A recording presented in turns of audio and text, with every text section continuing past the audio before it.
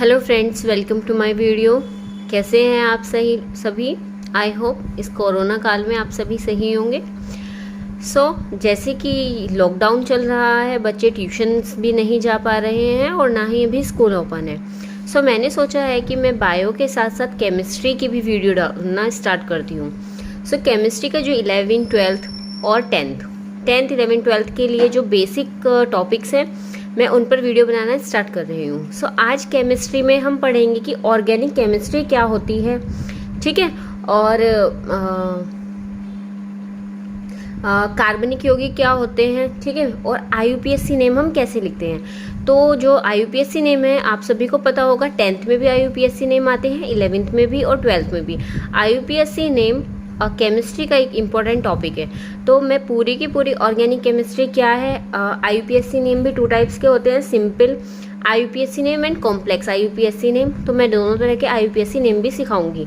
जब हम IUPAC name सीख जाएंगे, फिर उसके बाद मैं वीडियोस डालूंगी जिसमें हम केमिकल रिएक्शंस भी पढ़ेंगे, केमिकल रिएक्शंस कैसे होती हैं, ठीक है, और जितने भी फंक्शनल ग्रुप होते हैं उनके बारे में भी हम डिटेल में पढ़ेंगे कि कौन से फंक्शनल ग्रुप क्या रिएक्शन करता है। स्टार्ट करते हैं आज से ऑर्गेनिक केमिस्ट्री। और अगर आप सभी को मेरी ये वीडियो अच्छी लगी केमिस्ट्री की, तो मैं आगे भी आपको और भी वीडियोस प्रोवाइड कराती रहूँगी। स्टार्ट करने से पहले हमें ये भी पता होना चाहिए कि ऑर्गेनिक केमिस्ट्री क्या होती है। तो मैंने एक सिंपल सी डेफिनेशन लिखी हुई है। Organic chemistry is the study of structure, properties, composition, reaction and preparation of carbon containing carbon and hydrogen, but they may also include any number of elements. इसका मतलब क्या हुआ कि जो ऑर्गेनिक केमिस्ट्री है उसमें हम स्टडी करते हैं कि प्रॉपर्टीज़ की, कंपोजिशन की, रिएक्शंस की, प्रिपरेशन ऑफ कार्बन कंटेनिंग, जितने भी कार्बन कंटेनिंग एलिमेंट्स होंगे उनकी प्रॉपर्टी, कंपोजिशन, रिएक्शंस की स्टडी करते हैं, ठीक है, और कार्बन एंड हाइड्रोजन से मिलकर के जो भी कंपाउंड बना हुआ हो, बट दे में also includes any number of elements. लेकिन इसमें कार्बन और हाइड्रोजन के अलावा और भी एलिमेंट्स इंक्लूड होंगे, जैसे हम समझे तो nitrogen, oxygen, halogen, phosphorus, silicon and sulphur. और ऑर्गेनिक मीन्स क्या होता है? ऑर्गेनिक केमिस्ट्री 2 टाइप्स की होती है, ये भी मैं आपको भी बता देती हूँ कि एक ऑर्गेनिक केमिस्ट्री और एक इनऑर्गेनिक केमिस्ट्री, ठीक है, इनऑर्गेनिक केमिस्ट्री।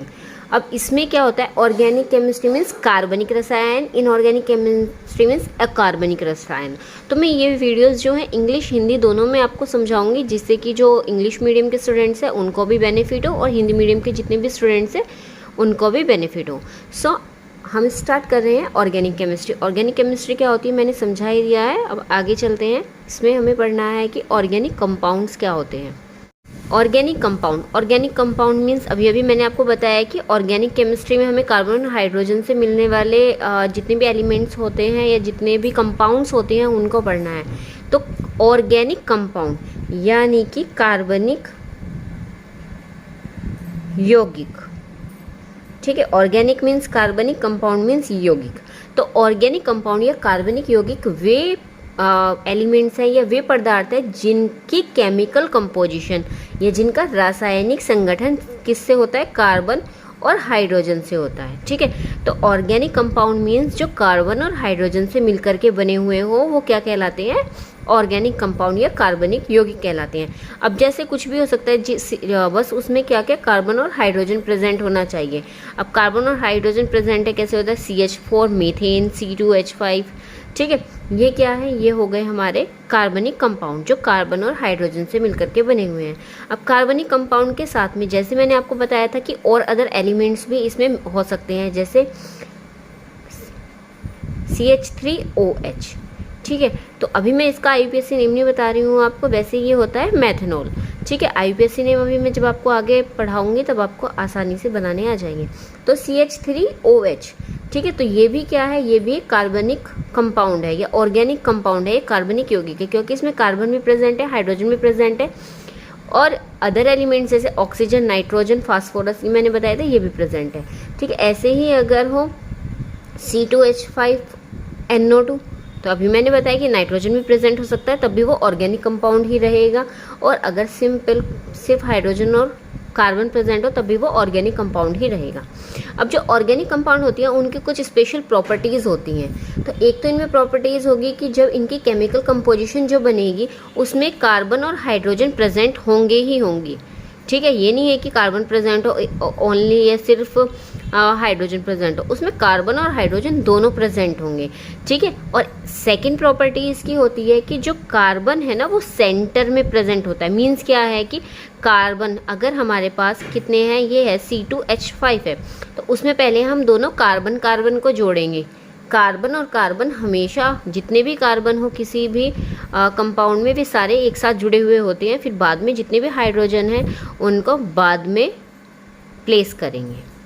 ठीक है, तो ये होता है ऑर्गेनिक कंपाउंड। C2H5 इसका मतलब इसमें कुछ ना कुछ जुड़ा हुआ होगा। ठीक है, एक तो ये हो गया। एक इसमें होता है कि जो कार्बन है ना वो हमेशा 4 बॉन्ड बनाता है। 10th में एक पूरा का पूरा चैप्टर है कार्बन का। ठीक है, उसमें हम यही पढ़ते हैं कि कार्बन 4 बॉन्ड कैसे बनाता है।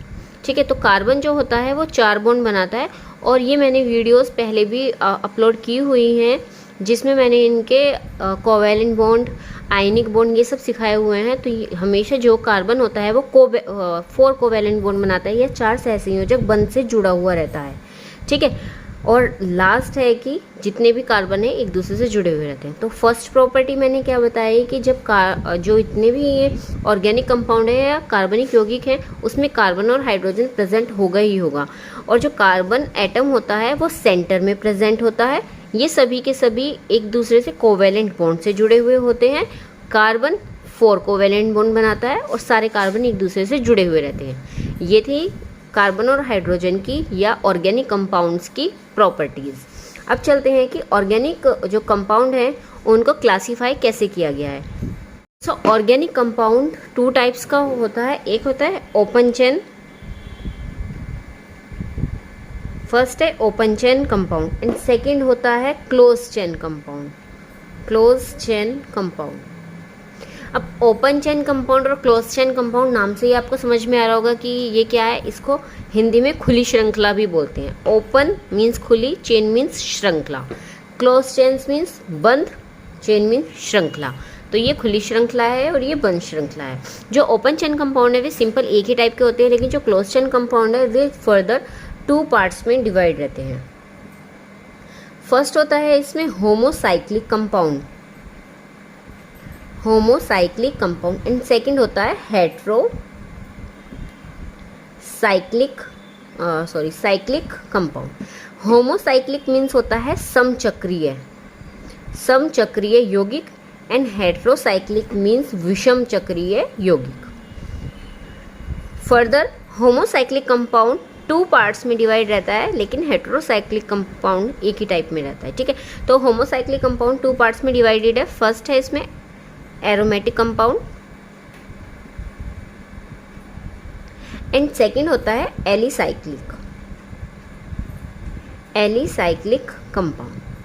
अब समझ में आया कि ऑर्गेनिक कंपाउंड जो होते हैं 2 पार्ट्स में डिवाइडेड है। फर्स्ट है ओपन चेन कंपाउंड, सेकंड है क्लोज चेन कंपाउंड। फिर close chain compound further 2 parts में डिवाइडेड है, homocyclic compound and heterocyclic compound. Homocyclic compound फिर से 2 पार्ट्स में डिवाइडेड है, aromatic compound and alicyclic compound. ये सारे के सारे पार्ट्स हम अब डिटेल में पढ़ेंगे। ये पहले मैंने आपको एक फ्लो चार्ट दे दिया है जिससे इजी हो जाए समझना। तो ओपन चेन से स्टार्ट करते हैं, फिर क्लोज चेन और उसके टाइप्स पढ़ेंगे। सो फर्स्ट पार्ट था हमारा open chain compound. Open chain means खुली श्रृंखला के यौगिक। तो खुली श्रृंखला मीन्स क्या है, नाम से पता चल रहा है। अब मैंने आपको बताया है स्टार्टिंग में ही कि जो ऑर्गेनिक कंपाउंड्स होते हैं वो कार्बन और हाइड्रोजन से मिलकर के बना हुआ होता है। जैसे मैं एक एग्जांपल से समझाने की कोशिश करती हूँ। मान लीजिए ये है C4H10।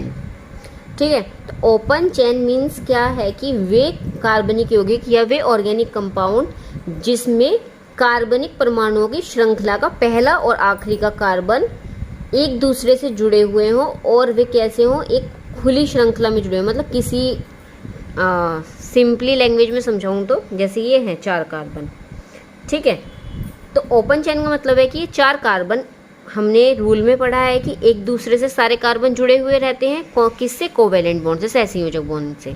ठीक है, तो ओपन चेन मीन्स है कि सारे कार्बन एक दूसरे से जुड़े तो रहेंगे, लेकिन जो श्रृंखला का या जो चेन का पहला कार्बन होगा वो लास्ट के कार्बन से नहीं जुड़ेगा, सिर्फ एक चेन में जुड़े हुए होंगे वे। फिर क्या करते हैं, सबसे पहले कार्बन को प्लेस करने के बाद में, कार्बन को बॉन्ड से जोड़ने के बाद में हाइड्रोजन को जोड़ते हैं। अब हाइड्रोजन कितने हैं इसमें, 10 है, तो हम एक एक हाइड्रोजन को पहले एक एक कार्बन के साथ में रखना स्टार्ट करते हैं, क्योंकि हमें पता है कि कार्बन को अपने 4 कोवेलेंट बॉन्ड पूरे करने हैं। तो 1 2 3 एंड 4, ठीक है, इस कार्बन के हो गए। फिर ऐसे ही इस कार्बन के हम 4 बॉन्ड पूरे करते हैं, 1 2 3 एंड 4। फिर ऐसे ही इसके पूरे करते हैं, 1 2 3 4, फिर इसके पूरे करते हैं। सो काउंट करते हैं कि हमारे हाइड्रोजन हमने 10 कर दिए है क्या, 1 2 3 4 5 6 7 8 9 10। तो 10 के 10 हाइड्रोजन हमारे प्लेस हो गए हैं। अब देखिए रूल भी हमने कोई भी नहीं तोड़ा है कि पहला कार्बन और लास्ट का कार्बन एक दूसरे से, सारे के सारे कार्बन एक दूसरे से जुड़े हुए हैं। ओपन चेन का मतलब है कि फर्स्ट कार्बन लास्ट वाले कार्बन से जुड़ा हुआ नहीं रहता और सारे covalent bond, carbon 4 covalent bond बनाते हैं और हाइड्रोजन सारे प्लेस रहते हैं। तो ये था open chain compound. Simple language में क्या हो गया कि वे कार्बनिक यौगिक या वे ऑर्गेनिक कंपाउंड जिसमें जो पहला कार्बन है और लास्ट का कार्बन है वो एक दूसरे से जुड़ा हुआ नहीं रहता, वो होता है ओपन चेन कंपाउंड। ये ओपन चेन कंपाउंड का एग्जाम्पल है, ठीक है। एक चीज़ मैं और बताना चाहूँगी कि ये जो हम ये टाइप्स पढ़ रहे हैं ऑर्गेनिक कंपाउंड के, ये हम पढ़ रहे हैं चेन के अकॉर्डिंग। जो ऑर्गेनिक कंपाउंड्स के जो क्लासिफिकेशन है वो 2 टाइप्स से होता है। फर्स्ट है चेन के अकॉर्डिंग एंड सेकंड होता है केमिकल कंपोजिशन के अकॉर्डिंग। तो ये हम क्या चेन के अकॉर्डिंग पढ़ रहे हैं। तो क्लोज चेन जो कंपाउंड है वो मैंने बताया था कि 2 टाइप्स के होते हैं, होमोसाइक्लिक और हेट्रोसाइक्लिक। क्लोज चेन का मतलब है कि जैसे कि मैंने ओपन चेन में बताया है कि जो किसी कार्बन, फर्स्ट कार्बन और लास्ट का कार्बन एक दूसरे से जुड़ा हुआ नहीं रहता। क्लोज चेन में अपोजिट हो जाएगा। मान लीजिए हमारा एग्जाम्पल है C4H8। तो इसमें क्या होगा कि जो पहला कार्बन है, ठीक है, वो लास्ट के कार्बन से जुड़ा हुआ रहेगा, फर्स्ट सेकंड थर्ड और फोर्थ। तो पहला कार्बन लास्ट के कार्बन से जुड़ा हुआ है। नंबर हम कहीं से भी डाल सकते हैं। मीन्स क्या है कि ये बंद चेन बनाएगी, क्लोज चेन बनाएगा, जिसमें कार्बन का फर्स्ट कौन सा है और लास्ट कार्बन कौन सा है कहीं भी पता नहीं चलेगा, ठीक है। तो जो क्लोज चेन कंपाउंड से भी 2 टाइप के हैं, homocyclic and heterocyclic. So homocyclic पढ़ते हैं। फर्स्ट है होमोसाइक्लिक।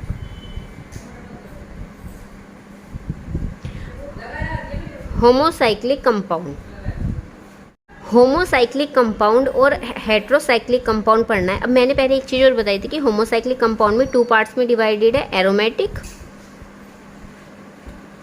एंड एलिसाइक्लिक, ठीक है। तो अभी हेट्रोसाइक्लिक को छोड़ते हैं, पहले होमोसाइक्लिक पढ़ते हैं। तो होमोसाइक्लिक कंपाउंड 2 पार्ट्स में डिवाइडेड है, aromatic compound and alicyclic compound. Homocyclic means होता है कि वो क्लोज चेन जिसमें सिर्फ क्या हो, कार्बन और हाइड्रोजन आपस में, पहला कार्बन और लास्ट का कार्बन एक दूसरे से जुड़ा हुआ हो, जैसे कि ये।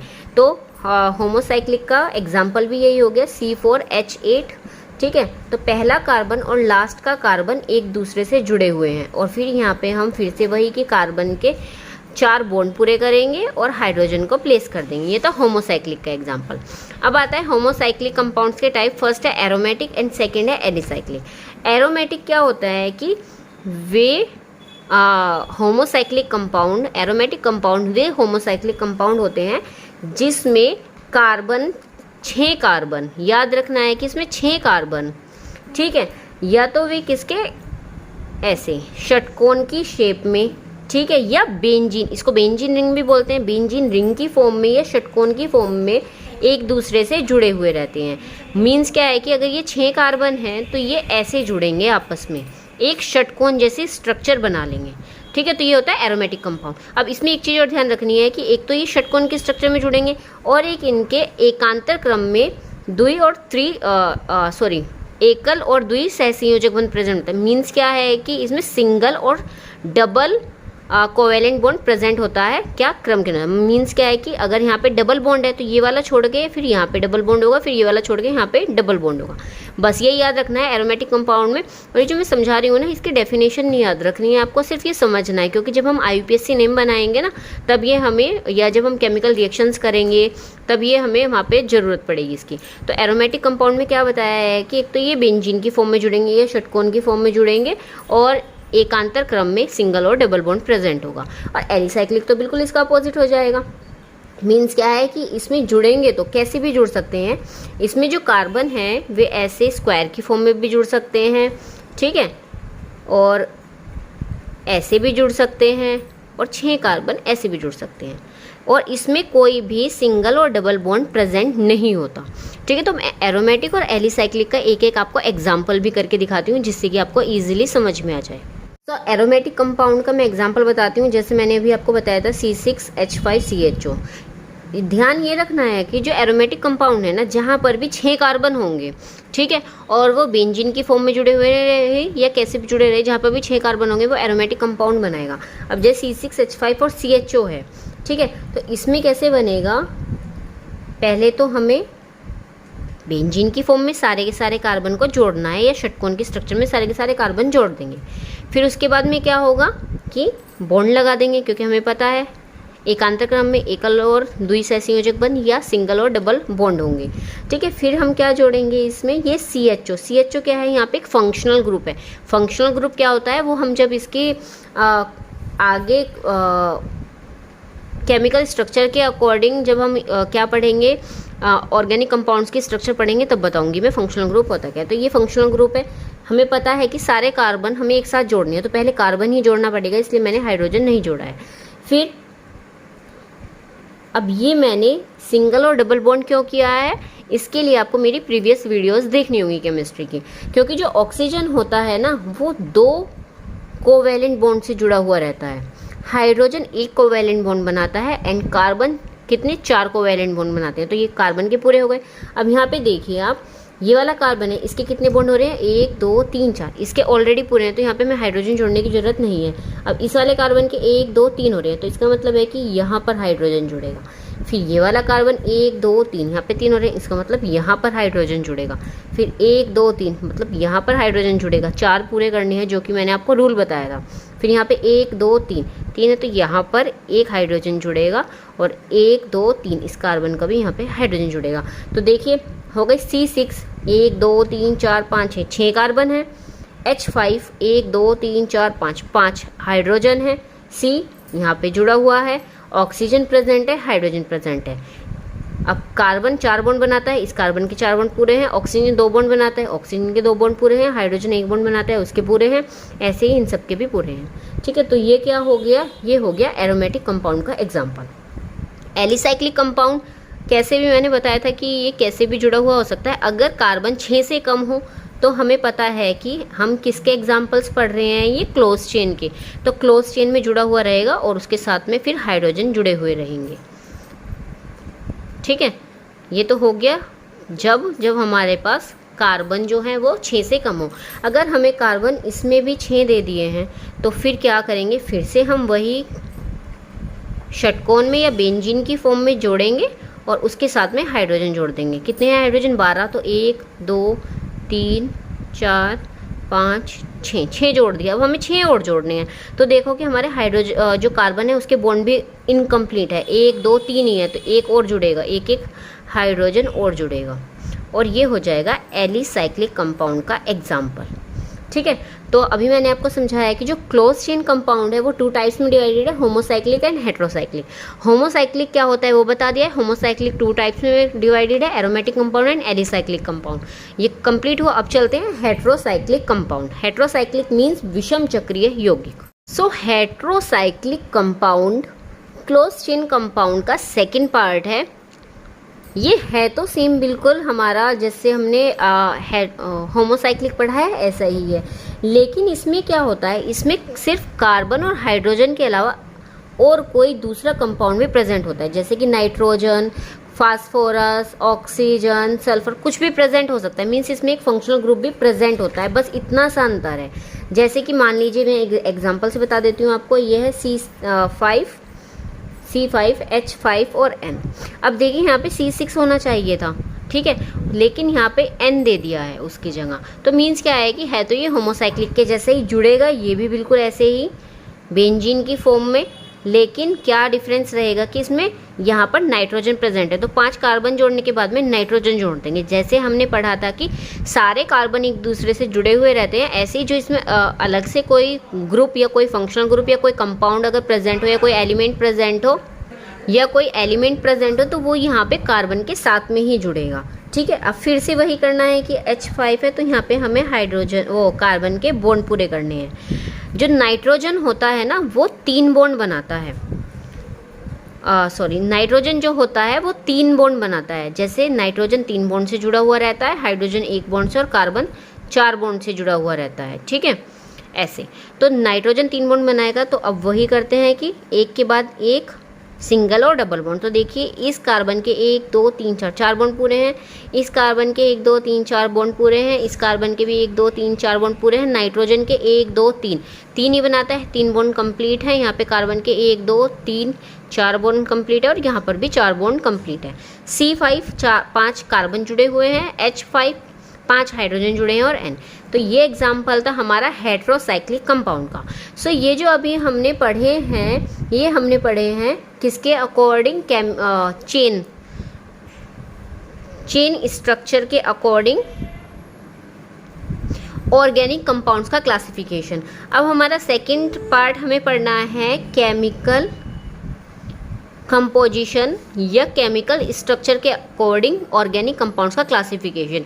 वीडियो ज़्यादा लेंदी हो जाएगी, इसलिए इस वीडियो में मैं चेन स्ट्रक्चर के अकॉर्डिंग ही छोड़ती हूँ। जो केमिकल कंपोजिशन के अकॉर्डिंग है तो उसमें हमें पढ़ना है कि केमिकल कंपोजिशन के अकॉर्डिंग जो ऑर्गेनिक हाइड्रोकार्बन्स होते हैं या ऑर्गेनिक कंपाउंड टाइप्स के होते हैं, सैचुरेटेड और अनसैचुरेटेड हाइड्रोकार्बन। फिर जो सेकेंड टाइप है केमिकल कंपोजिशन के अकॉर्डिंग ऑर्गेनिक कंपाउंड्स। तो केमिकल कंपोजिशन के अकॉर्डिंग ऑर्गेनिक कंपाउंड्स जो होते हैं वो 2 टाइप्स में डिवाइडेड होते हैं, सैचुरेटेड हाइड्रोकार्बन। हाइड्रोकार्बन मीन्स क्या होते हैं, जो हाइड्रोजन और कार्बन से मिलकर के बने हुए हैं, जैसे कि ऑर्गेनिक कंपाउंड। तो ऑर्गेनिक कंपाउंड को हाइड्रोकार्बन भी बोलते हैं, ठीक है। Saturated hydrocarbon and unsaturated hydrocarbon. क्या डिफरेंस है सैचुरेटेड और अनसैचुरेटेड हाइड्रोकार्बन में? अब देखिए जो सैचुरेटेड हाइड्रोकार्बन होता है तो उसमें सिर्फ सिंगल कोवेलेंट बॉन्ड प्रेजेंट होता है, और अनसैचुरेटेड हाइड्रोकार्बन में क्या होता है, सिंगल, डबल और ट्रिपल। मैंने जो प्रीवियस वीडियोस डाली हुई हैं कोवेलेंट बॉन्ड की या आयनिक बॉन्ड की, तो उसमें मैंने बताया हुआ है कि जो कोवेलेंट बॉन्ड होते हैं वो 3 टाइप के होते हैं। क्विक सा रिवीजन करा देती हूँ। जो कोवेलेंट बॉन्ड है वो 3 टाइप के होती हैं, single covalent bond, double covalent bond and triple covalent bond, ठीक है। सिंगल, डबल और ट्रिपल 3 टाइप के कोवेलेंट बॉन्ड होते हैं। तो सैचुरेटेड जो हाइड्रोकार्बन होते हैं वो सिर्फ सिंगल बॉन्ड से बने हुए होते हैं। मीन्स क्या है कि अगर आपको कोई भी कंपाउंड दिख रहा है, मान लीजिए C6H6 है, ठीक है, तो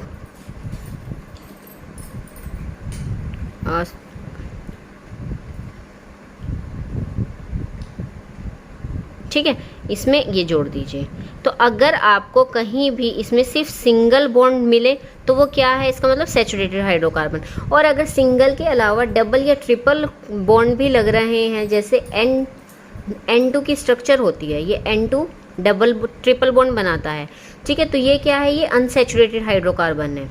वैसे ये हाइड्रोकार्बन नहीं है। हाइड्रोकार्बन मीन्स होता है कि कार्बन और हाइड्रोजन से मिलकर के बना हुआ। लेकिन मैंने समझाने के लिए आपको ये समझाया है कि अगर कहीं पे ट्रिपल, डबल या सिंगल बॉन्ड मिलता है, तीनों में से कोई भी मिल जाए, कि सिंगल के अलावा डबल और ट्रिपल मिल जाए, तो वो क्या होता है, अनसैचुरेटेड हाइड्रोकार्बन। और सिर्फ सिंगल बॉन्ड हो तो वो होता है सैचुरेटेड हाइड्रोकार्बन।